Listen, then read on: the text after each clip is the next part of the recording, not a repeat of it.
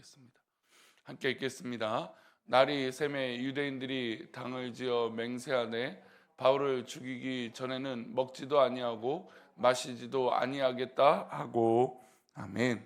기도합니다. 하나님, 오늘도 주님의 은혜로 하루를 살아가며 우리 몸된 교회 기도로 이 새벽을 깨우고 또 하나님 앞에 나아가는 우리 귀한 성도들 하나님 붙들어 주시고, 이 시간 온전히 믿음의 눈을 들어 오직 주님만 바라보고 하나님의 뜻만 구하는 귀한 기도의 시간 되도록 인도하여 주옵소서. 이 시간은 2000번째로 드려진 예물과 범사에 감사하여 드려진 예물을 기뻐 받아 주옵시고, 말씀을 나눌 때 주님 우리와 함께하여 주시옵소서. 감사하고 거룩하신 예수 그리스도 이름으로 기도 올려옵나이다. 아멘.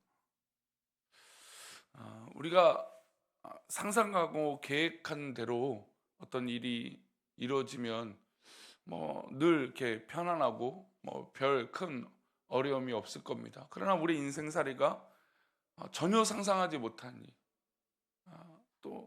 그러니까 우리 아이를 키우기만 해도, 키울 때만 봐도 그냥 늘 예쁘고 사랑스럽게 그렇게 자랄 줄 알았는데, 아니 뭘 한 것도 없는데 막 열이 나기도 하고 잘 소화가 안 될 때가 있고, 아기가 막 그럴 때 있어요. 그러면 부모로서, 아니면 때로는 이 손주가 있는 우리 할머니 할아버지 입장에서 보면 막 가슴이 철렁거리고 그래요. 그러니까 우리가 살다 보면 전혀 예상치 못하는 일들이, 또 상상하지 않는 일들이 일어날 때가 있다는 것이죠. 게다가 믿음의 삶을 살다 보면 하나님께서 믿음의 사람들을 전혀 상상도 못하는 일로 우리를 인도하실 때가 있다라는 겁니다. 물론 때로는 좋은 일로 그렇게 인도하실 때도 있고, 때로는 우리가 눈물로 기도하게 하시는 그런 어려운 일로 우리를 붙드실 때가 있다라는 것이죠. 하나님께서 믿음의 자녀들을 그렇게 때로는 상상하지 못하는 일로 돌보실 때가 있습니다. 모세의 일생을 보면 참 그걸 느낄 수 있죠. 모세의 이 탄생의 시기에, 태어날 때 그 시기에 히브리 백성들, 그러니까 이스라엘 백성들의 아이들은 모두 다 반드시 죽이라고 이 바로 왕의 명령이 떨어졌습니다. 모두 다 그때 태어난 아기들은 마치 예수님 때처럼 호적을 하러 흩어져야 되고 또 죽여야 되는 또 그런 이 끔찍한 일이 벌어진 명령이 떨어졌습니다. 근데 모세의 부모는 이 아이를 죽일 수가 없었던 거죠. 몰래 아들을 키울 만큼 키웠습니다. 그러다가 도저히 이 아이의 울음소리와 이 주변의 눈치로 인해서 키울 수 없는 시기가 오니까 갈대상자의 이 아이를 담아서 이 나일강에 띄우게 됩니다. 몰래 아들을 키울 만큼 키우다가 갈대상자에 담아 이 나일강에 띄우는데, 그때 하나님이 역사하시죠. 그 상자가 바로 바로의 공주의 눈에 띄게 됩니다. 만약에 다른 사람의 눈에 띄었거나 아니면 그냥 이 갈대상자가 아무리 물에 젖지 않고 이렇게 하지 않더라도, 만약에 이 상자가 전복이 돼서 어떻게 뒤집어졌거나 이랬으면 어떻게 됐을까요? 물론 미리암이 쫓아가면서 또 이 갈대상자가 어떻게 됐는지 다 지켜는 봤습니다만, 변수는 수도 없이 있었을 겁니다. 그런데 이 아이를 하나님께서 바로의 딸의 이 공주의 눈에 띄게 하셨고 그 궁에서 자라게 하셨습니다.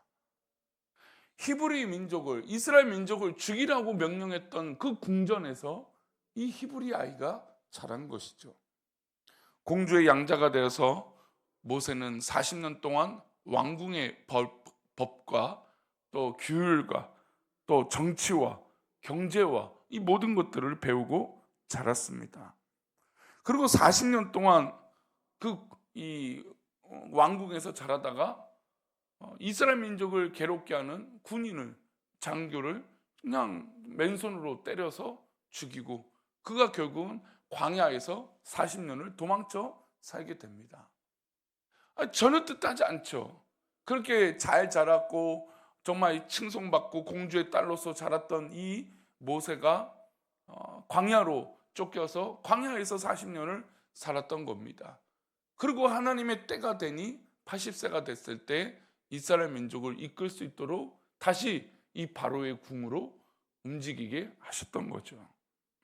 사실 뭐 우리가 이거를 이 만화 영화 애니메이션으로 봐서 알고 워낙 많은 이 이야기들로 성경의 말씀으로 들었던 것이라 이것이 그냥 쫙 읊어지는 이야기지만 정말 굉장히 극적인 삶을 사는 거잖아요. 죽을 수밖에 없는 그 위기의 어린아이가 바로의 공주의 눈에 띄어서 왕궁에서 살고 왕궁에서 그렇게 잘 살다가 하루아침에 광야에서 40년 동안 살았던 것입니다. 그런데 하나님은 그때를 준비시키신 것이죠. 하나님의 상상도 못한 이 일이 모세에게 일어난 것처럼 바울에게도 이런 일이 일어난 것입니다. 바울은 예루살렘 교회를 돕기 위해서 자신이 결박당하고 또 어떤 이 어려움을 겪게 될 것을 미리 알고 있음에도 불구하고 예루살렘에 갔습니다. 예루살렘에 돌아왔어요. 예루살렘은 바울을 죽이려고 하는 극단적인 유대주의자들, 예수님을 못 박았고 그리스도인들을 핍박하는 그런 사람들이 득실거리고 있었습니다. 이 바울을 죽이려고 하는 이유는 세 가지였습니다. 바울이 모세의 율법을 어긴다는 이유였습니다. 두 번째로 유대인들은 예수를 선지자 중에 한 사람으로 여겼고 메시아로 여기지 않았는데 바울은 예수님을 메시아로 말했기 때문입니다. 세 번째, 유대인들은 할례를 구원의 표시로 상징했습니다. 그러나 바울은 이방인들에게 할례를 받지 않아도 영적으로 아브라함의 자손이 되고 하나님의 믿음의 백성들이 된다라고 선포했습니다. 이 세 가지 이유로 유대의 열심당원들은, 이 열심 있는 사람들은 바울을 죽이려고 했던 것이죠. 바울이 예루살렘에 돌아오자마자 막 소동이 일어났습니다. 바울을 죽이려고 막 사람들이 고처에서 드러났습니다. 그리고 실제로 잡혔습니다. 어제 본문 말씀 가운데 백부장이 신문하다가 바울 사도가 어떤 신분인 걸 알게 됐습니까? 로마 시민인 걸 알게 됐어요. 그 로마 시민인 걸 천부장이 말했더니 두려움에 빠졌습니다. 우리가 이 로마 시민을 고문하고 잡았다가 제 명도 없이 이렇게 하면 자신들이 처벌을 받을까 두려웠기 때문입니다. 그리고 바울 사도가 로마 시민이라는 소식이 모든 유대인들에게 퍼졌습니다. 왜냐하면 천부장이 어찌할 수 없었기 때문입니다. 그랬더니 이 소식을 듣고 이를 깎는, 그러니까 어떻게든 이 바울 사도를 죽여야겠다라고 하는 사람들이 드러나게 됩니다. 우리 12절과 13절인데요. 읽어볼까요? 날이 새매 유대인들이 당을 지어 맹세하되 바울을 죽이기 전에는 먹지도 아니하고 마시지도 아니하겠다 하고 이같이 동맹한 자가 40여 명이더라. 그러니까 지금 예루살렘에 사실은 좋은 의도로 왔잖아요. 기근이 있고 어려움이 있다는 소식을 듣고 온 자기가 또 세웠던 교회들과 성도들과 함께 헌금을 걷어서 예루살렘 교회를 도우러 왔더니 이제 그가 이미 사역할 때 예루살렘으로 가면 잡힐 것이고 그리고 로마로 갈 것이라는 것을 알고 있음에도 불구하고 그는 이곳에 왔습니다. 그런데 이 천부장과 백부장이 자기를 결박하고 로마 시민인권자라고 하는 이 사실이 드러나자 어찌할 수 없을 만큼 그런 어떤 보면 역전이 된 거죠, 분위기가. 그런데 유대인들 중에 40여 명이라 바울 사도를 죽이고자 그날부터 먹지도 아니하고 마시지도 않는, 그러니까 사생결단이죠. 사생결단을 하면서 내가 바울을 무조건 죽이겠다라고 하는 결심이 있는 사람들이 40여 명이나 세워진 것입니다. 사실 이쯤 되면 법과 질서는 없어진 거죠. 지금 우리 한국 사회가 이렇게 양갈래로 갈라지면서 정말 너무나 안타까운 일들이 벌어지고 있지 않습니까? 그러니까 이게 정치적인 신념이든 어떤 인간적인 개인적인 신념이든 잘못되어지면 이렇게 양극화가 심해지는 거죠. 근데 지금 바울 사도를 죽이고자 하는데 천부장은 로마 시민권자이기 때문에 어찌할 바가 없어요. 그러니까 법률로 안 되는 거였어요. 근데도 불구하고 유대인들은 그런 건 다 집어치는 거죠. 그리고 사생결단합니다. 자기들이 바울 사도를 죽이기 전에는 절대로 먹지도 않고 마시지도 않겠다는 거죠.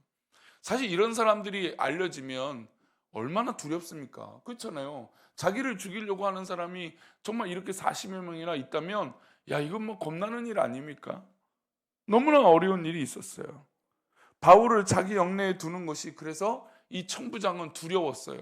왜냐하면 이 청부장과 백부장이 바울 사도를 이렇게 가만히 있다가 죄명도 없는데 만약에 살해를 당했다, 사고를 당했다, 그럼 고스란히 누가 책임을 져야 됩니까? 천부장이 책임을 져야죠.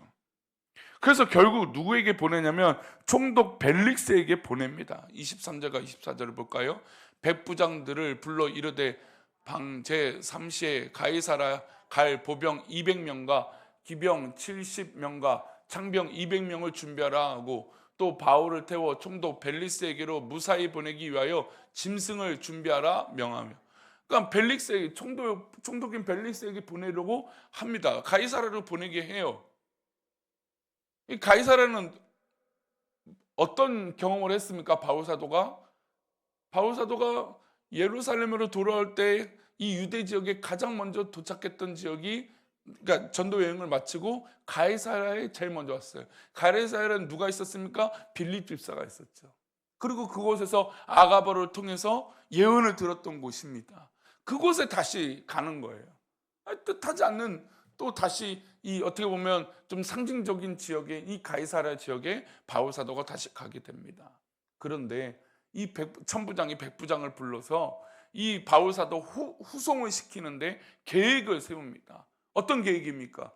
보병을 200명을 세우고 기병을 70명을 세우고 창을 든 병사를 200명을 준비하며 총 470명을 준비시킨 거예요. 바울이 이 가이사라까지 가다가 어떤 사고라도 당하면 안 되니까 470명의 군인들을 세워서 보호를 시킨 겁니다. 천부장은 무장한 군인들을 대동시켜 무사히 가이사라까지 벨릭스 앞에 바울을 보내게 됩니다. 그리고 그는 총독 벨릭스에게 편지를 보냅니다. 그 내용이 28절과 29절이에요. 함께 읽겠습니다. 유대인들이 무슨 일로 그를 고발하는지는 알고자 하여 그들의 공회로 데리고 내려갔더니 고발하는 것이 그들의 율법 문제에 관한 것뿐이요 한 가지도 죽이거나 결박할 사유가 없음을 발견하였나이다. 지금 이 지역에 소요가 일어나서 불안한데, 그래서 벨리스 총독에게 가서 이 모든 판단과 보호와 이 재판의 과정을 갖기를 바랬던 겁니다. 근데 봤더니 유대인들이 이 바울 사도를 고발해서 잡아들이긴 했지만, 공회에 보내고 뭐 제사장들에게 확인을 했지만 죄가 없던 거예요. 근데 봤더니 그들이 말하는 율법은 어긴 것 같아요. 그래서 이 사람들이 이 바울 사도를 죽이려고 하는데 이랬다간 큰일이니까, 로마의 법에는 문제가 없으니까 이를 결박해서 보냅니다 라고 편지를 씁니다. 우리는 일련의 사건을 보면서 모든 일을 지금 누가 주관하고 계신다는 걸 느끼고 있습니까? 하나님이 지금 역사하고 계신 것을 느낄 수가 있어요. 저렇게 40명이나 목숨을 걸고 사생결단해서 바울 사도를 죽이려고 하는 이 현실 가운데 하나님은 청부장의 마음을 움직이시고 그 모든 주변들을 움직이셔서 가이사라로 돌려보내게 하시고, 또 그곳에서 지낼 수 있도록 무사히 어디까지 가야 됩니까? 로마로 가야 되잖아요. 로마로 가기 전까지 죽지 않도록 바울 사도가 그렇게 기도했던 대로, 하나님께 바라했던 대로 로마에 가서 복음을 전하는 일을 사모했던, 그가 옥중에 있음에도 불구하고 그런 일을 할 수 있도록 하나님은 지금 길을 인도하고 계신 것이죠. 그날 밤에 바울에게 하나님은 이 잡혀있는 바울 사도에게 나타나셔서 걱정하지 말라고 안심을 시켜주십니다. 11절 말씀입니다. 함께 읽겠습니다. 그날 밤에 주께서 바울 곁에 서서 이르시되 담대하라, 내가 예루살렘에서 나의 일을 증언한 것 같이 로마에서도 증언하여야 하리라 하시니라. 하나님은 바울 사도와 계획했던 그 일들을 지금 하고 계셨던 겁니다. 천부장의 마음을 움직여서 편지를 쓰게 하시고 가이사라에 가서 이제 로마로 갈 수 있도록 길을 열어주고 계신 것입니다. 하나님은 바울 사도가 곳곳에서 복음을 전파하고 하나님의 음성을 듣고 그가 그렇게 살아가도록 하셨던 것을 알고 계셨고 계획하고 계셨던 겁니다.